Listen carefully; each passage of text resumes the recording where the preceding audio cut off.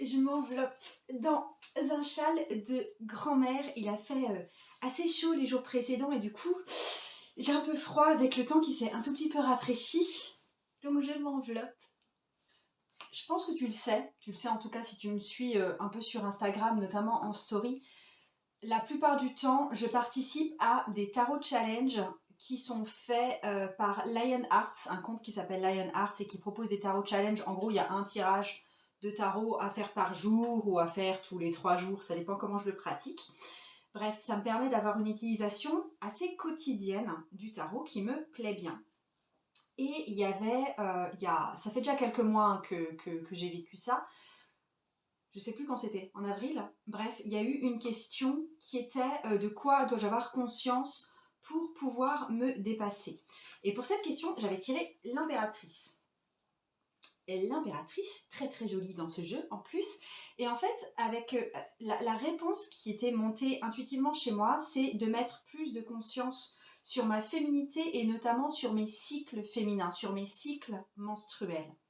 Donc attention, cette vidéo va être pas mal réservée aux femmes parce que je vais parler, oui, de cycles et de cycles menstruels et t'apprendre peut-être à distinguer tes différentes phases de cycle avec les reines du jeu de tarot.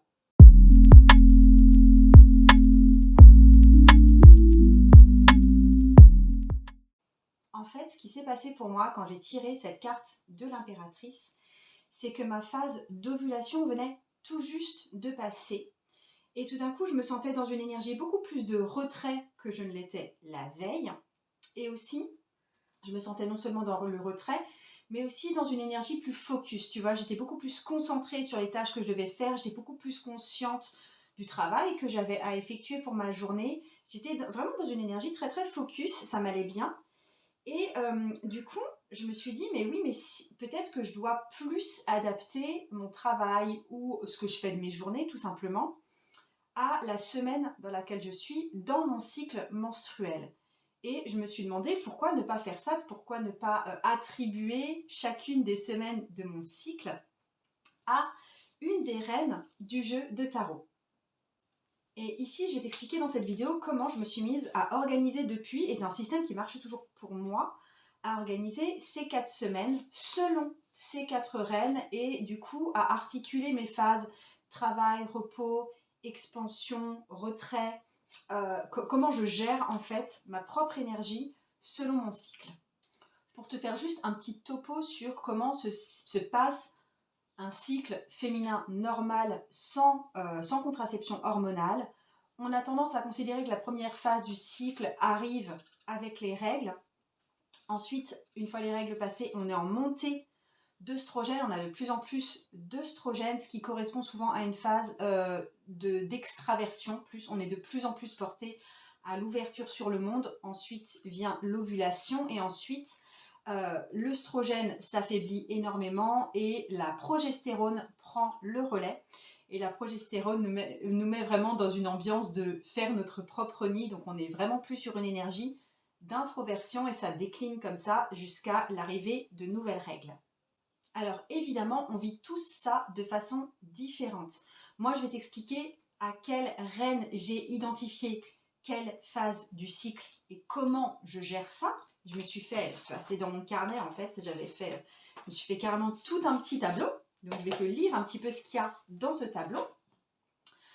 Mais moi, ce que je veux pour toi, c'est que tu trouves comment ça résonne pour toi. Moi, je te donne mon mode d'emploi à moi, à titre d'exemple. Il se peut que ça résonne quand même assez juste pour toi, parce que, tout simplement, on est soumise à peu près aux mêmes hormones selon notre cycle. Mais il se peut que toi, tu ne te sentes pas comme ça et que du coup, ton système à toi soit différent du mien. Si aussi, toi, il est possible que tu sois... Moi, je suis très sensible aux énergies de mon corps, à mes propres hormones. Et du coup, je me régule vraiment par rapport à ça. Mais il est possible que toi, par exemple, tu sois plus sensible au cycle lunaire et au cycle terrestre. Et que du coup, tu doives peut-être t'accorder plus aux énergies lunaires qu'aux énergies hormonales, quelque part. Mais en fait, elles sont équivalentes. On a de la même chose. On a vers la lune montante, phase d'expansion, et vers la lune descendante, phase de retrait. Donc on est quelque part sur le même type d'énergie. Alors à toi de voir si chez toi c'est synchro ou pas synchro. Je ne sais pas. Il est aussi possible de vivre plus ça selon les cycles lunaires. Si toi tu es sous contraceptif hormonal et que du coup tes hormones naturelles sont jugulées et que tu ne peux plus réellement les sentir. Et il n'y a évidemment pas que les contraceptions hormonales, il y a tout simplement le fait d'être en ménopause et du coup de ne plus être dans ce même phénomène en tout cas, de cycle menstruel, même s'il y a toujours cette idée de cycle qui va persister parce qu'en tant que femme, on a tendance à vivre selon ces cycles, mais peut-être que là, du coup, ça peut plus correspondre au cycle lunaire. J'y vais pour la lecture de ce tableau. Déjà, je vais donner un nom à chaque phase. La première phase qui arrive du coup avec l'arrivée de mes règles, chaque phase dure une semaine. Arrivée de mes règles et tout ce qui découle, mes règles ne durent pas une semaine, mais je vais avoir tendance à vivre de la même façon toute la phase, correspond chez moi à la reine de coupe. Et j'ai appelé cette phase la phase de l'éveil. En général, le fait d'arriver en période avant règle fait un peu un phénomène de cocotte minute chez moi. Je deviens de plus en plus sous pression vers la fin de cycle et quelque part l'arrivée de mes règles provoque une certaine détente. Je me laisse en général aller pour un jour ou deux à la fatigue, mais je ne suis pas personnellement dans des phénomènes par exemple de mauvaise humeur. Ça va plus être de la fatigue et prendre le temps. Donc je vais prendre le temps pendant 2 jours et après peu à peu je me remets en marche en fait. C'est comme si les règles chez moi appuyaient sur le bouton reset. C'est pouf, et on se reboot. Ça reboot le système. Et du coup, c'est pour ça que j'ai appelé cette phase l'éveil. Et en quoi ça correspond à la reine de coupe? C'est parce que le temps de mes règles et des jours qui suivent, je me centre vraiment beaucoup plus sur mon monde émotionnel. Je suis beaucoup plus attentive à ce dont j'ai besoin pour moi. Je pense que je suis plus intuitive aussi et que j'ai une capacité à plus cerner ce qui se passe chez les autres. Donc ce que je me suis fixé plus ou moins comme règle de conduite sous le signe de cette reine de coupe, c'est d'être en contact avec des personnes que j'aime. Je cherche pas l'expansion à tout prix, mais je vais contacter vraiment les personnes que j'aime, qui me font du bien. Je vais pouvoir pas je vais pas pouvoir faire des rendez-vous parce que je suis pas quand même méga sociable dans cette période-là, mais je peux fixer des rendez-vous. Je peux les poser, je peux me mettre en démarche de poser des rendez-vous pour les semaines qui vont suivre. Je privilégie les sorties dans la nature. Il y a un retour à ma sexualité également. Je suis beaucoup plus ouverte à ce niveau-là. Donc il y a vraiment un phénomène d'ouverture qui se crée petit à petit. Il y a aussi, j'ai une mention dans mon carnet de trucs que je ne dois pas faire. Je ne dois surtout pas faire. Parce que sinon ça ne va plus, ça me perturbe totalement, c'est me forcer à quoi que ce soit. Là je ne suis pas dans une énergie où je peux me forcer à faire des trucs. Et au niveau du sport, je vais privilégier quelque chose qui va plus s'apparenter à du stretching. Je vais vraiment être sur quelque chose de plus doux, qui va viser plus la flexibilité, qui va viser plus les étirements. Ensuite, on arrive à la phase, pour moi, de la reine de bâton, la reine de feu. Je fais une petite parenthèse parce que je ne t'ai pas dit de quel jeu il s'agissait. C'est le Children of Lita de Xia Hunt. J'adore ce jeu. Donc reine de bâton, qui est sur la phase, donc la deuxième phase de mon cycle, où je suis en montée, en train de pagayer comme une folle vers ma propre ovulation. Et c'est une phase que j'ai appelée la puissance, parce que c'est là où j'ai la plus grosse réserve d'énergie. Je suis capable honnêtement de soulever des montagnes. Aucun problème pour soulever des montagnes, quand tu veux. Je suis OP pour ça. J'ai moins besoin de sommeil. C'est sous le signe de la reine de bâton. Là, oui, je peux avoir des rendez-vous. Je peux rencontrer des tas de gens. Aucun problème avec ça. Je suis méga sociable et je peux gérer tous les contacts humains sans trop de problèmes. J'ai une énorme force de travail également. Donc je peux voir du monde, je peux privilégier les sorties en ville cette fois, tu vois, c'est pas forcément nature et petits oiseaux et solitude, là ça peut être vraiment ville et puis on fait des trucs et on entre dans des magasins et on est en interaction. C'est une période fortement marquée aussi en sexualité parce que c'est là où pour moi il y a le plus de désir et où je sais pas si c'est le plus agréable. En tout cas là où ouais, ma libido est en pic, clairement. Il est facile pour moi de faire des rencontres. Voilà. Je m'astreins, chose que je ne m'astreins, mais alors c'est assez compliqué, mais je m'astreins vraiment à ne pas le faire, c'est de ne pas prendre de grandes décisions. Je peux prendre des décisions du quotidien, mais par exemple, c'est pas sur cette période-là que je vais faire des grands plannings sur l'année ou que je vais fixer des grandes listes de choses à faire pour les prochains mois, parce que je suis dans un tel niveau d'énergie que je peux me charger et me surcharger, chose que je ne serais absolument pas capable de soutenir les autres semaines de mon cycle. J'ai tendance à vouloir trop en faire. Donc là, je peux me programmer facilement. Ouais, je vais lancer 3 nouvelles formations. En plus, je vais déménager et je vais aider ma maman à déménager. Et puis en plus, je vais prendre 3 jours de vacances pour m'éclater à faire du canoë-kayak. Et tu vois, ça, c'est le genre de programme que je peux faire quand je suis dans cette phase-là. Et ce n'est pas un bon programme. C'est un bon programme pour 5 jours. Mais c'est pas un bon programme à soutenir pendant des mois et des mois, parce que sinon je m'épuise, ça sert à rien. Donc j'avais constaté que quand je pose mes plannings dans cette semaine-là, je me fous en burn-out pendant mes autres semaines, ce qui n'est pas super malin. Donc je ne planifie pas en mode reine de bâton, ça c'est très très très mauvais. En termes de sport, je vais avoir tendance pour le coup à être sur quelque chose de plus musclé, de plus cardio, de plus transpirant. Je vais avoir tendance à être dans une grande dépense d'énergie pour le sport. En tout cas, c'est les séances de sport que je vais choisir à ce moment-là. Quand mon ovulation arrive, en fait, c'est quelque chose que moi, comme j'ai dit, je suis quand même très très attentive à mes rythmes corporels. Je sens le jour où ça arrive, je le sens au niveau de mes ovaires. Et je le sens aussi dès le lendemain en termes d'énergie. C'est comme si j'étais en pic, en pic, en pic. Et le lendemain de mon ovulation, je me prends une baffe dans la gueule du style « c'est bon, t'es calmée là ?» Alors ouais, je suis calmée, je suis un peu sonnée. C'est une journée en général où je suis un petit peu en état... Je suis fatiguée, je suis en état un peu d'hébétude. Et après, je reprends le boulot et mes activités, mais avec une énergie qui va avoir une tonalité différente et qui sera l'énergie de la reine d'épée. Donc on était avec les règles, la semaine des règles et qui suit les règles sur la phase que j'ai appelée l'éveil avec la reine de coupe. Ensuite avec la reine de bâton sur la phase que j'appelle la puissance. Et ici avec la reine d'épée, on est sur une phase que j'appelle tout simplement le travail, parce que je suis capable d'être vraiment focus dans mon travail. C'est là où j'ai la plus grande capacité de concentration, parce que je ne me laisse pas complètement submerger par mon propre monde émotionnel, parce que je ne suis pas non plus tournée à l'excès dans des tâches éparpillées, dans de la suractivité et dans une attention aux autres qui est peut-être trop ouverte en fait. Je suis capable d'être vraiment, tu vois, l'esprit beaucoup plus focus, l'esprit beaucoup plus laser.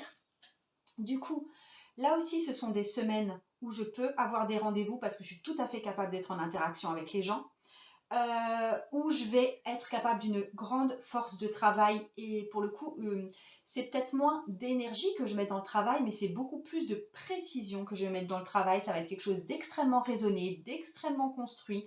On me donne une liste des tâches, je la fais, point. Donc il y a quelque chose qui est très apaisé aussi et très rationnel. Je peux me mettre en focus sans aucun souci sur une tâche très très particulière, donc ça va vraiment être une phase de concentration. Et là pour le coup, je peux poser des plannings, je peux prendre des grandes décisions, il n'y a pas de souci. Ce que j'évite de faire dans cette phase, ça n'a rien à voir avec le travail pour le coup, mais j'évite vraiment de me coucher tard, parce que j'ai tendance à rester en fait dans l'énergie d'avant, dans la reine là, de bâton, où je pouvais me coucher tard sans problème parce que moi 5 heures de sommeil je gère. Du coup j'ai tendance, si je m'en souviens pas, à garder ce rythme de couche tard, mais sachant que je suis plus capable de tenir cette énergie très très haute si je me couche tard. Donc il faut que je me fasse un rappel, là maintenant meuf, va au lit parce que sinon tu vas pas être capable de tenir le rythme et la semaine d'après tu vas trinquer, mais trinquer. Ok ? Donc je m'interdis de me coucher tard. Et au niveau du sport, ça va être moins cardio que la semaine dernière, mais ça va rester quelque chose d'assez tonique, d'assez musclé. Je peux facilement faire des pompes. Non, mais je peux faire quelque chose, je peux faire un yoga qui va être assez porté sur tout ce qui est stabilité, sur tout ce qui est musculature, sur tout ce qui est développement de vraiment, tu vois, les muscles internes. Voilà. Ma dernière phase, bon tu t'en doutais hein, vu qu'il n'y a que 4 reines dans le tarot, c'est la phase de la reine de denier qui correspond à la phase que j'appelle la tranquillité, qui est vraiment la baisse de la progestérone. Enfin, la baisse. La progestérone a fait un pic, la progestérone commence à décliner, on est dans la phase d'avant les règles. Syndrome SPM pour celles qui connaissent le syndrome prémenstruel. Ça m'arrive des fois effectivement d'être en légère déprime sur cette période-là. Mais en fait, plus je respecte mon énergie sur les autres phases du cycle et sur cette phase-là aussi, plus moins j'ai de symptômes de nervosité ou de dépression d'avant-règle. Voilà. Donc là, mon but, c'est honnêtement d'alléger l'emploi du temps au maximum. J'essaye de ne pas prendre des rendez-vous, j'essaye de ne pas me mettre une charge de boulot énorme, j'essaye de ne pas avoir des choses qui me mettent sous pression. Je vais privilégier par contre beaucoup le travail personnel. Si j'ai des libérations énergétiques à faire, des tirages de tarot, des rencontres avec un thérapeute, si je les fais sur cette période-là, ça va être particulièrement porteur parce que je suis de plus en plus tournée vers mon monde intérieur et quelque chose qui va être lent, réflexif, attentif. Enfin voilà, il y a vraiment une espèce de lenteur qui s'installe. Je vais avoir tendance à passer du temps à lire, à me nourrir émotionnellement et intellectuellement. D'aller en fait puiser à des sources d'inspiration. C'est très clairement une phase où j'ai besoin de me nourrir émotionnellement, intellectuellement et même physiquement d'ailleurs, et où je suis beaucoup moins en capacité d'être dans le don. Donc c'est une phase où effectivement le don n'est pas forcément l'idée du siècle. Donc je suis vraiment sur une énergie de solitude. Je vais avoir tendance à déléguer beaucoup plus auprès de mes assistantes pour ce qui est du travail. Ce que je m'interdis aussi durant cette période, c'est là aussi, surtout en toute fin de cycle, je m'astreins à ne pas prendre de grandes décisions parce que ce seraient des décisions à l'inverse. Si je prenais des grandes décisions à ce moment-là, ce serait du genre on arrête tout. Maintenant, le but, c'est de vivre dans une grotte en lisant des bouquins et de ne plus rien faire d'autre. Et c'est pas grave, on peut vivre avec 100 € par mois après tout. Hein. Donc voilà, ce serait ce genre de décision que je prendrais, ce qui n'est pas non plus une super idée pour le reste de ma vie. Je m'astreins à ne pas prendre trop de rendez-vous et si je remarque qu'il y a trop de rendez-vous qui ont été calés parce que voilà, des fois j'anticipe pas assez à l'avance, je me permets de les décaler. Je ne me couche pas tard, ça c'est interdit de se coucher tard parce que sinon après je suis vraiment comme une pauvre serpillière toute mouillée. Donc voilà. Et pour ce qui est du sport, je fais du yoga soft. Je m'autorise des séances beaucoup plus courtes, ça va durer genre 20 minutes. Ça va être effectivement plus soit tout doux, soit stretching, méditation. Enfin voilà, c'est beaucoup plus zen à ce niveau-là. Donc voilà comment s'enchaînent mes 4 phases de cycle sous le signe de l'impératrice. On a l'éveil avec la reine de coupe, on a la puissance avec la reine de bâton, on a le travail avec la reine d'épée et enfin on a la tranquillité avec la reine de denier. Et ce que je veux rajouter, et là c'est l'intérêt aussi d'avoir choisi des cartes de tarot, tu vois, comme représentant mes semaines de cycle, c'est que pour chaque semaine, si j'ai un conseil à demander, si je suis en recherche de réponse, si je ne sais pas exactement comment me positionner, comment faire, comment sortir de telle ou telle impasse, enfin voilà, je vais avoir tendance à me tourner vers ces reines et à écouter et à canaliser ce que ces reines me disent. Ou si j'ai un tirage de tarot à faire, je vais peut-être placer la reine concernée au-dessus du tirage parce que quelque part, je vais prendre comme si c'était elle qui me donnait les réponses. Alors effectivement, ce ne sera pas des jeux de tarot à faire sur par exemple toute une année ou bien comment va se passer mon mois. Ou ça va plutôt, là je parle plutôt de tirage de tarot sur comment je me sens maintenant, quelles sont les ressources à aller chercher maintenant, etc. Ce sera plus là-dessus, c'est plus sur de l'instantané en fait que ça va être marqué ou sur recherche de solutions immédiates. Et en tout cas, je laisse ces reines m'inspirer selon les semaines du cycle dans lesquelles je me trouve. Et c'était un petit peu ce que je voulais que tu fasses pour toi, c'était à ça que je voulais t'inspirer aujourd'hui, ce serait peut-être de constituer ton propre tableau, tu vois, comme ça, de voir comment toi, tu te sens selon chaque phase, soit lunaire, soit menstruelle, à quelle reine correspond chaque phase. Si tu es un homme, à quel roi correspond chaque phase et tu te cales sur les cycles lunaires. Donc ça, c'est aussi possible. Juste, du coup, je te résume un petit peu ce que je mettais dans le tableau. Donc déjà, je donnais un nom à chaque phase. Je donnais un personnage de la cour à chaque phase. Je marquais les choses que je devais faire ou l'énergie qui m'habitait et dont je devais profiter.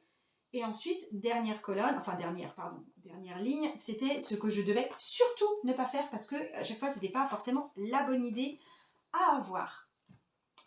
Et j'en ai fini dans cette vidéo un petit peu en décalage par rapport à l'utilisation du tarot que tu peux faire. J'espère que ça t'a plu en tout cas. Je te souhaite une excellente journée.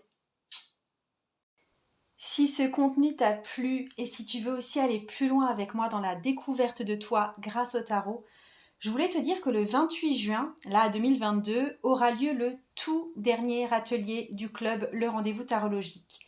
Alors cet atelier, il va s'appeler Tarot et Abondance.